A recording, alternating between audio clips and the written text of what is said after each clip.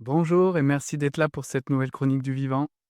Aujourd'hui, j'ai envie de vous parler de cette période si particulière qu'on appelle la porte de l'été, le solstice d'été. C'est pas juste un changement de saison, car les saisons sont comme tous les cycles du vivant, elles se chevauchent.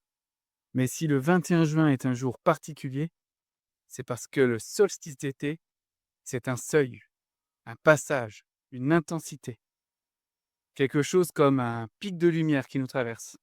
Je sais pas par chez vous, mais chez moi, ces jours-ci, dans mon village, les habitants sont sortis bien plus régulièrement qu'en hiver ou même qu'au printemps. Ça parle un peu plus fort, on entend parfois la musique au travers des fenêtres des uns et des autres, il y a l'odeur des barbecues, les retours de bord de Drôme bien bronzés, les apéros, une drôle de musique qui s'exprime comme chaque année à cette période et qui annonce l'été. Ça résonne fort, ça monte, ça déborde même un peu parfois. Alors évidemment, moi, je ne suis pas à l'extérieur de tout ça et je me surprends à sentir cette énergie en moi. Et ça me rappelle même, quand j'étais plus jeune, mon impatience de cette journée spéciale qui, en France, honore la fête de la musique. Vous savez, cette soirée chaude et orageuse, bien souvent, où tous les motivés se mettent en scène pour chanter, jouer de la musique, les tambours, les guitares, les sons techno, les batucadas et tous les genres se mélangent et s'expriment dans une symphonie si particulière. Et aujourd'hui, je comprends un peu pourquoi cette fête est célébrée le jour le plus long de l'année. La fête de la musique a été choisie en même temps que le solstice d'été. J'imagine sans vraiment faire le lien avec la grande force du vivant qu'elle représente. Et c'est comme si, instinctivement, cette fête était une sorte d'exutoire à toute cette énergie que nous avons accumulée et qui a grandi en nous. Parce que c'est bien ça dont il s'agit. Le solstice, c'est la porte de l'été, le jour le plus long, mais aussi le seuil à partir duquel les jours déclinent à nouveau tout doucement. Et souvent, on pense que l'été, c'est la saison reliée à l'élément feu, parce qu'il y a ce feu intérieur là qui est en nous et qui veut s'exprimer. Mais en réalité, c'est une saison qui est reliée à l'élément terre, c'est-à-dire à la réalisation de tout ce qu'on a semé depuis l'automne précédent. Ce n'est donc pas du tout un hasard si c'est le jour qui a été choisi par la République en 1982 pour permettre à chacun et chacune, librement, dans la rue ou chez lui, de chanter à tue-tête, de vibrer sa musique et de l'offrir au monde.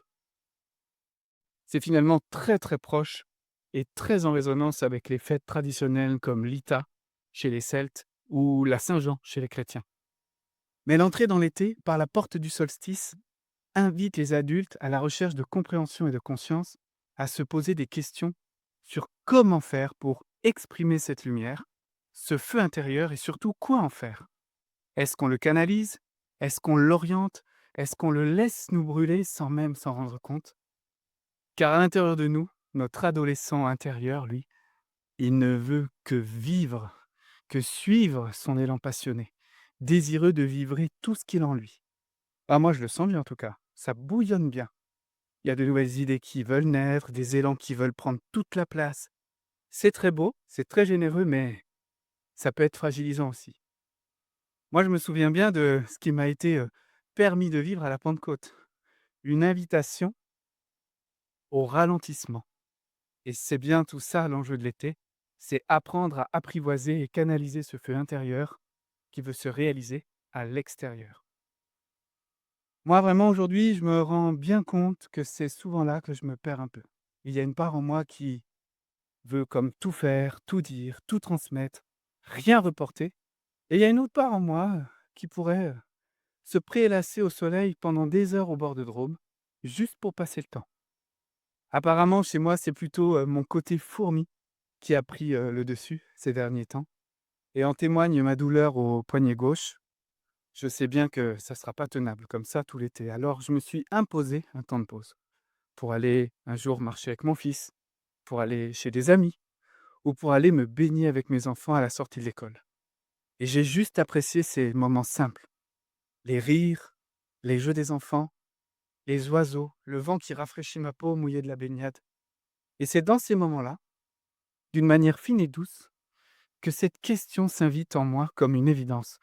Est-ce que tu veux rayonner doucement, efficacement, ou disperser ton énergie qui n'attend que ça de sortir, d'être exprimée? C'est bien ça le défi annoncé par le solstice d'été. Ne pas confondre générosité, abondance avec agitation et précipitation. Il va nous falloir canaliser notre puissance, notre passion, notre désir, plutôt que de se laisser envahir et emporter par eux. Un peu comme l'adolescent en nous, finalement en quête de reconnaissance, de fougue et d'expression, mais qui a tellement besoin d'un cadre, d'une écoute, de liens forts et passionnés et d'invitation à se poser pour être encore mieux au service de la communauté et du monde. C'est ça que le solstice nous invite à explorer en ce moment. Et c'est ça que je partage dans la nouvelle lettre des Échos du vivant dédiée à ce passage, solstice d'été, quand la lumière ouvre les chemins.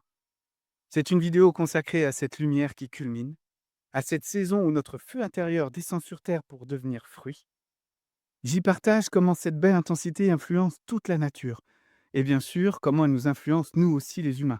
J'évoque aussi comment depuis l'aube des temps, les fêtes, les traditions collectives populaires et religieuses nous aident à nous préparer à cette énergie, et je vous propose évidemment comment nous pouvons, chacun de nous, vivre des rituels adaptés à notre modernité et à notre quotidien, pour vivre un peu plus en conscience et en confiance cette formidable saison qui s'installe. Donc si vous sentez que quelque chose vous appelle en ce moment, une force, un élan fougueux comme inarrêtable, ou au contraire un élan de plonger dans le repos sans compter, sans compromis.